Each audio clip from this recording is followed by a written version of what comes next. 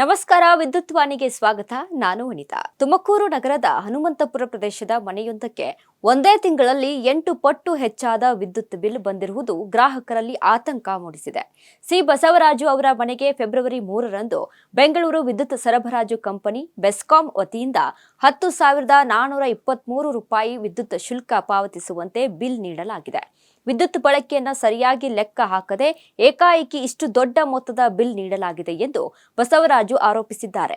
October ತಿಂಗಳಲ್ಲಿ 198 unit, ನವೆಂಬರ್ನಲ್ಲಿ 169 unit ವಿದ್ಯುತ್ ಬಳಕೆ ದಾಖಲಾಗಿತ್ತು. ಆದರೆ ಡಿಸೆಂಬರ್ ತಿಂಗಳಲ್ಲಿ ಮಾತ್ರ 1067 ಯೂನಿಟ್ ಬಳಕೆಯಾಗಿದೆ ಎಂದು ಬಿಲ್ನಲ್ಲಿ ನಮೂದಿಸಲಾಗಿದೆ. ಜನವರಿ ತಿಂಗಳಲ್ಲಿ 263 ಯೂನಿಟ್ ಬಳಕೆಯಾಗಿದೆ ಎಂದು ತೋರಿಸಲಾಗಿದೆ. ಒಂದು ತಿಂಗಳಲ್ಲಿ ಇಷ್ಟು ಪ್ರಮಾಣದ ವಿದ್ಯುತ್ ಬಳಕೆ ಹೇಗೆ ಸಾಧ್ಯ? 200 ಯೂನಿಟ್ಗೂ ಹೆಚ್ಚು ಬಳಸಿದ್ರೆ ಪ್ರತಿ ಯೂನಿಟ್ಗೆ 5.80 ಪಾವತಿಸಬೇಕು. 1067 ಯೂನಿಟ್ಗೆ ಹಣವನ್ನ ಎಲ್ಲಿಂದ ತರಬೇಕು ಎಂದು ಬಸವರಾಜು ಪ್ರಶ್ನಿಸಿದ್ದಾರೆ.